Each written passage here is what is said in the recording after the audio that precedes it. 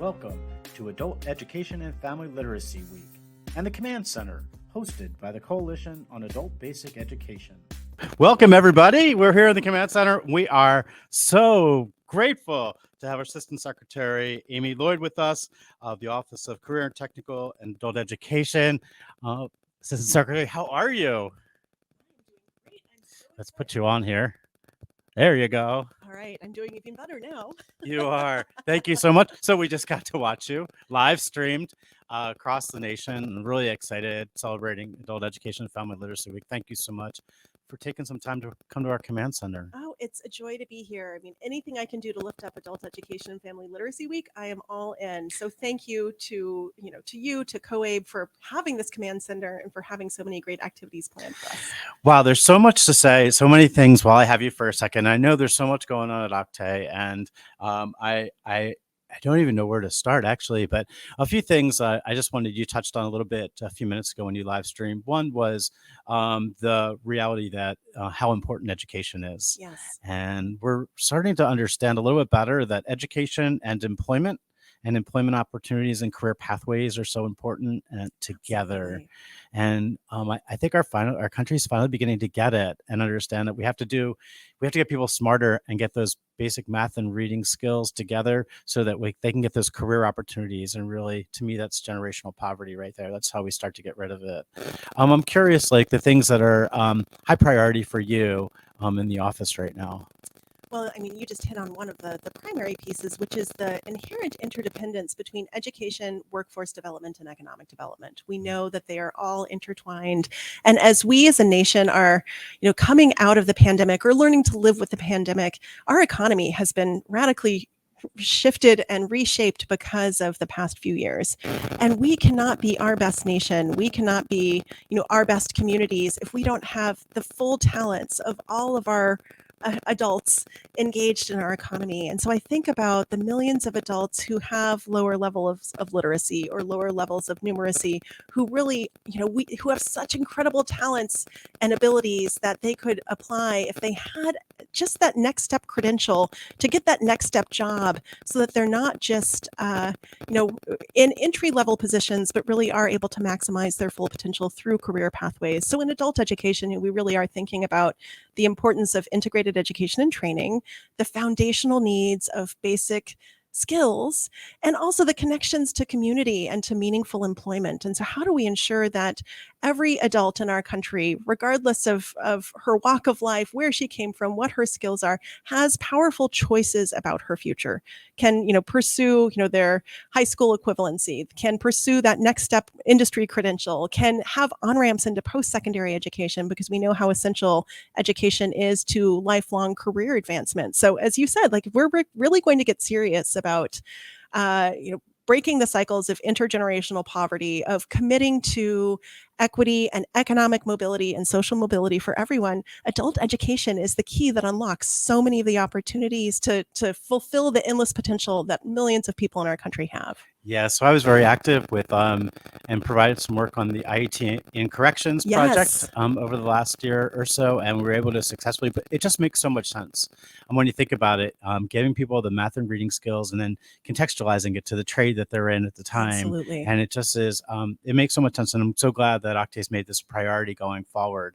I have to give a shout out. So if you're not in the Links Network, you need to go and join the Links Network. It's links.ed.gov, and there are all these wonderful communities of practice are there, and some tremendous resources that are, we call them free 95. They don't cost you anything. Just jump on there and they're wonderful. Part of the issue in education in our country has really been about funding. And I just want to talk to you just quickly about it. If there was a message, we're meeting this week with governors, with mayors, with senators and representatives. And I'm just wondering if there was a message that you'd want us to deliver to say, look, this is a priority. What should we be telling them? Oh, so I have the pleasure at the Department of Education of working across the full spectrum of education. So on the career and technical education side, I work kind of secondary through post-secondary, starting as early as 5th grade. So I'm strongly in the higher ed and the K-12 space. And in neither of those spaces do they center adult education as much as I would like them to? You know, if I had a magic wand and could have I love it. every sort of policy maker, every member of Congress, every state and local leader transform mindsets, it would be around how important adult education is to our whole continuum of education. Because I think it's easy to think about K-12 and higher ed, and adult ed is really kind of the connective tissue, the parents of our young children in K-12, the people who could provide, on-ramps into post-secondary and strengthen and bolster our higher education systems through their engagement in it. And frankly, our workforce, so much need in our workforce could be met by the incredible talents of our adult education learners.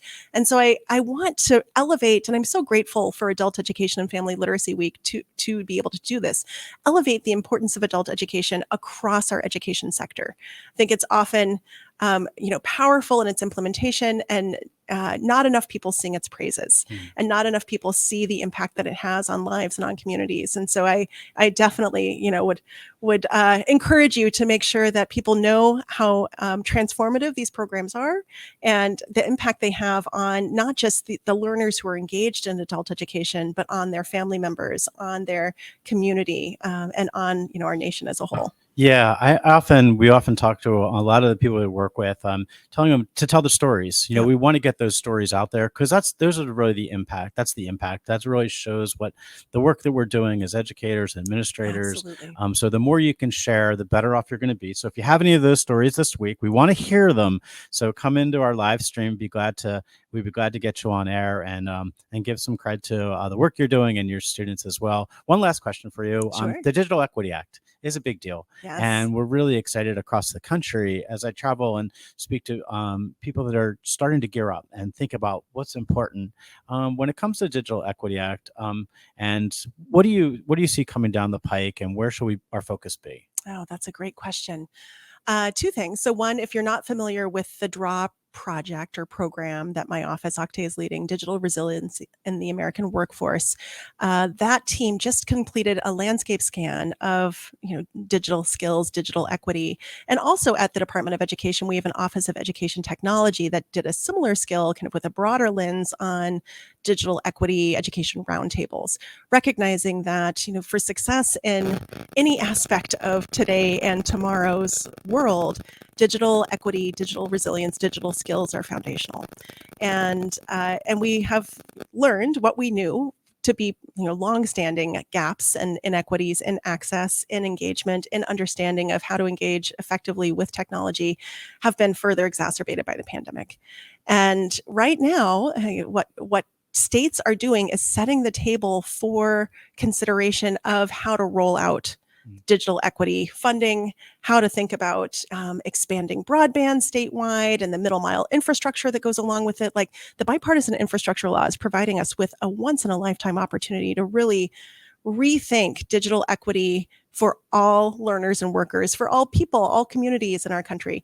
I would encourage our adult education local and state leaders to find a seat at that state table where the decisions are being made with respect to how funding related to digital equity will be spent in their states, because those decisions are made at the state level, not at the national level. But we are really excited and hopeful that this will increase equitable engagement in powerful digital learning for people to, have learning, have working, have social engagements, all the aspects that technology provides us today be stronger, especially for adult education learners. And access. Access alone. Yeah. Think about our rural communities. I think about, our communities of families who are experiencing poverty and can't have the funds available to be able to access broadband. And so all the funding that the administration is providing to improve access and lower costs for people who need it is really something that we hope to be transformative. We love it. Assistant Secretary, thank you so much for being with us today. Thank you for all you do and your support of Coalition on Adult Education, for all your work across the country. We appreciate you. And what better way to kick off Adult Education and Family Literacy Week than you being a guest? So thank you so much for everything. It's an honor to be here. And thank you for all you're doing, Jeff. Really appreciate it. Oh, you're welcome.